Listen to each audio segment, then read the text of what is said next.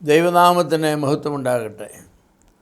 ഇന്ന് മെയ് മാസം 5-ാം തീയതി എല്ലാ പ്രേക്ഷകർക്കും കർത്താവായ യേശു ക്രിസ്തുവിൻ്റെ നാമത്തിൽ സ്നേഹവന്ദനവും ശുഭദിനാശംസകളും നേരുന്നു.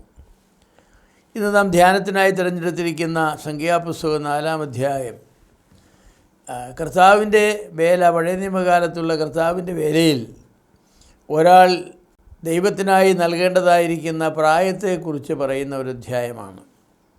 ഈ അധ്യായത്തിൽ എടുത്തു പറയുന്ന ഒരു കാര്യമെന്ന് പറയുന്നത്, പഴയ നിയമത്തിൽ ലേവ്യാഗോത്രത്തിൽപ്പെട്ടതായിരിക്കുന്ന ഒരാൾ 30 വയസ്സ് മുതൽ 50 വയസ്സ് വരെ ദൈവാലയത്തിൽ ശുശ്രൂഷ ചെയ്യണമെന്നാണ്. സർക്കാർ സേവനത്തിന് വെച്ചിരിക്കുന്ന പ്രായം മിക്കവാറും രാജ്യങ്ങൾ 18 വയസ്സ് മുതൽ 60 വയസ്സ് വരെ, ചില രാജ്യങ്ങളിൽ 65 വരെ, ചുരുക്കം രാജ്യങ്ങളിൽ 56 വരെ, 55 വരെയുമൊക്കെ ഉണ്ട്. അത്രയും കാലഘട്ടമാണ്. എന്തിനാണ് അങ്ങനെ വെച്ചിരിക്കുന്നതെന്ന് ചോദിച്ചാൽ, ഒരാളുടെ നല്ല ആരോഗ്യമുള്ളതായിരിക്കുന്ന കാലം, ശാരീരിക ആരോഗ്യവും മാനസിക ആരോഗ്യവും ബൗദ്ധിക ആരോഗ്യവും ഒക്കെ ഉള്ളതായിരിക്കുന്ന കാലം സർക്കാരിനെ സേവിക്കണമെന്നാണ് അവർ ആഗ്രഹിക്കുന്നത്. ദൈവം ഈ 30 തുടങ്ങി 50 വയസ്സ് വരെയുള്ള കാലഘട്ടം 20 വർഷങ്ങൾ കർത്താവിൻ്റെ ശുശ്രൂഷയിൽ ലേവ്യ പുരോഹിതന്മാർ, അഹരോന്യ പുരോഹിതന്മാരായിരിക്കണമെന്ന് നിഷ്കർഷിക്കുവാനുള്ള കാരണം അതുതന്നെയാണ്. അതവരുടെ നല്ല ഓജസ്സും തേജസ്സുമുള്ള കാലമാണ്. അവർക്ക് ശാരീരശക്തിയുള്ള കാലമാണ്, മാനസിക ശക്തിയുള്ള കാലമാണ്, ബുദ്ധിശക്തി ഏറ്റവും ശക്തമായി പ്രവർത്തിക്കുന്ന കാലമാണ്. ഈ കാലഘട്ടം കർത്താവിൻ്റെ സേവനത്തിന് വേണ്ടി കൊടുക്കണം എന്നാണ് ദൈവം ആഗ്രഹിക്കുന്നത്. പലപ്പോഴും പറയാറുണ്ട്, കറി വെച്ച കറിവേപ്പില എടുത്ത് കളയുന്നത് പോലെ നമ്മുടെ ജീവിതത്തിൻ്റെ നല്ല കാലങ്ങളെല്ലാം നാം ഈ ലോകത്തെ സേവിക്കുവാനായിട്ട് ഉപയോഗിച്ച ശേഷം വാർദ്ധക്യത്തിൽ എന്തെങ്കിലും കർത്താവിന് വേണ്ടി ചെയ്യാം എന്ന് വയ്ക്കുന്നു എന്ന് പറയാറുണ്ട്. അങ്ങനെ ചെയ്യുന്നത് തെറ്റാണെന്നൊന്നും ഞാൻ പറയില്ല. വാർദ്ധക്യമായതുകൊണ്ട് കർത്താവിനെ സേവിക്കരുതെന്നൊന്നും ബൈബിളിൽ പറഞ്ഞിട്ടില്ല. അതുപോലെ ഉപജീവനത്തിന് വേണ്ടി ജോലി ചെയ്യരുതെന്നോ ഗവൺമെൻറ്റിനെ സേവിക്കരുതെന്ന് പറഞ്ഞിട്ടില്ലെന്ന് മാത്രമല്ല, അങ്ങനെ സേവിക്കണമെന്നാണ്, ജോലി ചെയ്ത് ജീവിക്കണമെന്നാണ് പറഞ്ഞിട്ടുള്ളത്. എന്നാൽ ലേവ്യ ഗോത്രക്കാരെ സംബന്ധിച്ചിടത്തോളം അവർ കർത്താവിൻ്റെ വേലയ്ക്ക് വേണ്ടി സമർപ്പിക്കപ്പെട്ട ആളുകളാണ്. അവർക്ക് കൃഷി ചെയ്യാൻ ഭൂമി കൊടുത്തിരുന്നില്ല. അവർക്ക് അവരുടെ ഉപജീവനമെന്ന് പറയുന്നത് ദൈവാലയത്തിൽ വരുന്നതായിരിക്കുന്ന വഴിപാടുകളും അതുപോലെ അവിടെ ഉള്ള യാഗങ്ങളുടെ അവർക്ക് കിട്ടുന്നതായിരിക്കുന്ന ഭാഗങ്ങളുമാണ്. അതുകൊണ്ട് അവർ ജീവിക്കണമെന്നാണ്. അവർക്ക് ആവശ്യത്തിന് ദൈവം കൊടുക്കാമെന്ന് വാഗ്ദത്തം ചെയ്തിരുന്നു. ദൈവമക്കൾ വിശ്വസ്തരായിട്ട് ദൈവാലയത്തിൽ കടന്നു വരികയും യാഗങ്ങൾ കഴിക്കുകയൊക്കെ ചെയ്താൽ പുരോഹിതന്മാർക്ക് ഒരിക്കലും ബുദ്ധിമുട്ടുണ്ടാവുകയില്ല. അതുകൊണ്ട് അവരവരുടെ നല്ല കാലം, നല്ല സമയം, ആരോഗ്യമുള്ള സമയം അവർ ദൈവിക ശുശ്രൂഷയ്ക്ക് വേണ്ടി ഉപയോഗിക്കണമെന്നാണ് ദൈവം ആഗ്രഹിച്ചത്. കൗമാരവും വാർദ്ധക്യവും ദൈവത്തിന് വേണ്ടി ജീവിക്കേണ്ട വർഷങ്ങൾ തന്നെയാണ്. എന്നാൽ ഞാൻ പറയട്ടെ, ശൈശവവും കൗമാരവും വാർദ്ധക്യത്തേക്കാൾ നമ്മുടെ നല്ല യൗവനത്തിൻ്റെ കാലഘട്ടങ്ങൾ, നമുക്ക് ഓജസ്സും തേജസ്സും ഉള്ളതായിരിക്കുന്ന കാലഘട്ടങ്ങൾ ദൈവത്തിന് വേണ്ടി നാം ചെലവഴിക്കുന്നതല്ലേ ഏറ്റവും നല്ലത്. അങ്ങനെ ചെലവഴിക്കുവാനായിട്ട് നമുക്ക് കഴിയുന്നുവെങ്കിൽ തീർച്ചയായും അതാണ്. അത് ജോലിയോടുകൂടി ജോലി ചെയ്യുന്നവർക്കും ആ കാലഘട്ടങ്ങളിൽ കർത്താവിനെ സേവിക്കുവാനായിട്ട് കഴിയും. എന്നാൽ അതിന് അവർ കൂടുതൽ വില കൊടുക്കേണ്ടതായിട്ട് വരും. കാരണം എന്താണെന്ന് ചോദിച്ചാൽ, 2 ജവാന്മാരെ ആർക്ക് സേവിക്കാൻ കഴിയില്ല എന്ന് പറയുന്ന പോലെ ഗവൺമെൻറ്റിനെ സേവിക്കണം. അത് രാവിലെ തുടങ്ങി വരുന്നവർ എത്ര മണിക്കൂറാണോ സേവനം വെച്ചിരിക്കുന്നത്, എത്ര ഏത് ഷിഫ്റ്റാണോ അതനുസരിച്ച് ഗവൺമെൻറ് സേവനം ചെയ്യണം. അത് കഴിഞ്ഞ് വന്നിട്ട് സുവിശേഷ വേലയും സഭാസേവനവും ഒക്കെ ചെയ്യുക എന്ന് പറയുന്നത് സാധ്യമാണെങ്കിലും അതിൻ്റെ ക്വാളിറ്റിക്ക് തീർച്ചയായിട്ടും കുറവ് വരുമെന്നുള്ളതിന് യാതൊരു സംശയമില്ല. ഇപ്പോൾ കർത്താവിൻ്റെ വേലയ്ക്കായി ഇന്ന് അനേകരും ചെയ്യുന്ന ഒരു കാര്യം, പെൻഷൻ പറ്റിയ ശേഷം കർത്താവിനെ സേവിക്കാമെന്ന് പറയുന്നവരുണ്ട്. ഞാൻ പറയുന്ന പെൻഷൻ പറ്റിയ ശേഷവും കർത്താവിനെ സേവിക്കണം, പെൻഷൻ പറ്റുന്നതിന് മുമ്പും കർത്താവിനെ സേവിക്കണം.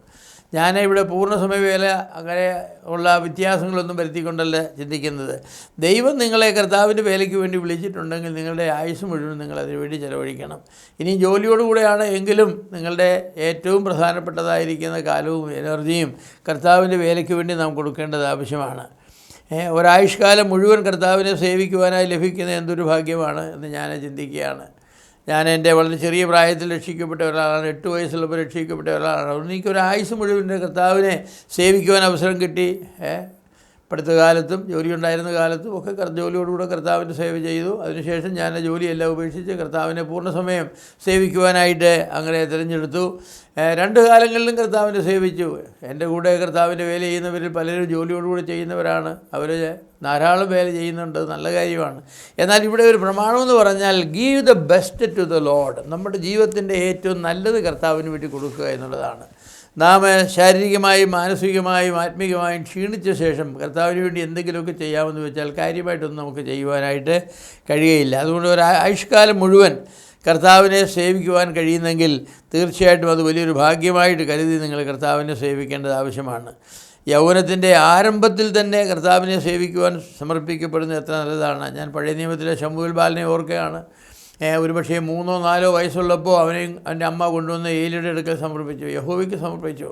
അതിന് പോയി ബാലനായിരിക്കുമ്പോൾ തന്നെ ദൈവം അവനോട് രാത്രി സംസാരിച്ചു. ശമൂവേലേ എന്ന് വിളിച്ചു, അവനോടുള്ള കാര്യങ്ങളൊക്കെ അതിപ്രധാന കാര്യങ്ങൾ പറഞ്ഞു. ഒരായുഷ്കാലം മുഴുവനും ശമൂവേലിന് ദൈവത്തെയും ദൈവജനത്തെയും സേവിക്കുവാനായിട്ട് കഴിഞ്ഞു എന്നുള്ളത് വലിയ കാര്യമാണ്. അതെ. എന്നാൽ മോശയാണെങ്കിൽ 80 വയസ്സുള്ളപ്പോഴാണ് കർത്താവിൻ്റെ സേവയിലേക്ക് ചെയ്തിരുന്നത്. 80 തുടങ്ങി 120 വയസ്സ് വരെയുള്ള 40 വർഷങ്ങളാണ് മോശ കർത്താവിന് വേണ്ടി. അത് മോശമായ കാലമായിരുന്ന ഒരിക്കലുമല്ല. കാരണം 120 വയസ്സ് വരെ മനുഷ്യൻ ജീവിച്ചിരുന്നുവെങ്കിൽ തൻ്റെ വാർദ്ധക്യം തീർച്ചയായിട്ടും അല്ലല്ലോ താൻ 80 വയസ്സാകുക എന്ന് പറയുന്നത്. അത് നല്ല ആരോഗ്യമുള്ള കാലം. അത് മോശ മരിക്കുന്ന സമയത്ത് മോശയെക്കുറിച്ച് പറഞ്ഞത് അവൻ്റെ കണ്ണു മങ്ങിയിരുന്നില്ല, അവൻ്റെ ശരീരത്തിൻ്റെ ഓജസ് തേജസ്സിന് യാതൊരു കുറവും വന്നിരുന്നില്ലാണ്, അവൻ യൗവനത്തിൽ തന്നെ ആയിരുന്നു എന്ന് പറയുവാനായിട്ട് കഴിയും. അതുകൊണ്ട് give the best to the lord. നമുക്ക് കൊടുക്കാൻ കഴിയുന്നതിൻ്റെ ഏറ്റവും നല്ലത് കർത്താവിന് വേണ്ടി കൊടുക്കുക. ഞാൻ നിങ്ങൾ ഫുൾ ടൈം പൂർണ്ണസമയ വേലയ്ക്ക് വേണ്ടി വരണമെന്നൊന്നും ഉദ്ദേശിച്ചല്ല പറയുന്നത്, അങ്ങനെ തെറ്റിദ്ധരിക്കരുത്.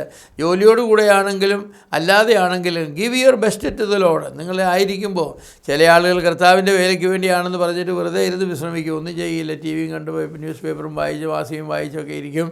ഞായറാഴ്ചയോ ബുധനാഴ്ചയോ ഒക്കെ പള്ളിയിൽ പോയി എന്തെങ്കിലും ഒരു ശുശ്രൂഷ ചെയ്തു പോകും. അതിനർത്ഥമില്ല. നമ്മൾ കർത്താവിനെ സേവിക്കാനാണ്. ഗവൺമെൻറ് സേവ ചെയ്യുമ്പോൾ നമുക്ക് ചെയ്യാനായിട്ട് ഒക്കുകയില്ലല്ലോ. എല്ലാ ദിവസവും രാവിലെ 10 മണിക്ക് 8 മണിക്ക് 9 മണിക്ക് എത്ര മണിക്കാണ് ഓഫീസ് ചെല്ലേണ്ടത് ആ സമയത്ത് എന്തിരിക്കണം. നമുക്കിടയ്ക്ക് ഒരു ദിവസം കഴിയുന്നില്ലെങ്കിൽ നാം അവധിയെടുക്കണം, നമുക്ക് അവധിയെടുക്കണം. അതെ, അതിന് കണക്കുണ്ട്, അക്കൗണ്ടബിലിറ്റി ഉണ്ട്, റെസ്പോൺസിബിലിറ്റി ഉണ്ട്, ഇതെല്ലാം ഉണ്ട്. അപ്പോൾ ഈ ലേവ്യ പുസ്തകത്തിലെ കർത്താവ് വളരെ വ്യക്തമായിട്ട് ഇസ്രായേൽ മക്കളോട് പറഞ്ഞത്, നിങ്ങൾ കർത്താവിനെ സേവിക്കുമ്പോൾ എനിക്ക് നിങ്ങളുടെ ബെസ്റ്റ് തരണമെന്നാണ്. നമ്മോടും കർത്താവ് പറയുന്നത് തന്നെയാണ്, ഗിവ് യുവർ ബെസ്റ്റ്. ഞാൻ തിമോത്തിയോസിനെ പറ്റി ചിന്തിക്കാറുണ്ട്. വളരെ ബാല്യത്തിൽ രക്ഷിക്കപ്പെട്ട ഒരാളാണ്. അവരുടെ ജീവിതകാലം മുഴുവൻ കർത്താവിന് വേണ്ടി കൊടുക്കുവാനായിട്ട് കഴിഞ്ഞു. ശമൂവേൽ ബാലൻ അങ്ങനെ തന്നെയാണ്, അനേകരങ്ങനെ തന്നെയാണ്. കർത്താവിന് വേണ്ടി തങ്ങളുടെ ബെസ്റ്റ് കൊടുക്കുക. ദാനിയേൽ മുതലായിരിക്കുന്ന വലിയ വലിയ ആളുകളെക്കുറിച്ച് നമ്മൾ ബൈബിൾ വായിക്കുന്നുണ്ട്. അവരൊന്നും പൂർണ്ണസമയ വേലക്കാരായിരുന്നില്ല. അവരൊക്കെ ബാബിലോണിൻ്റെ ഗവൺമെൻറ് സർവീസിലെ ആളുകളായിരുന്നു, സിവിൽ സർവീസിലെ ആളുകളായിരുന്നു.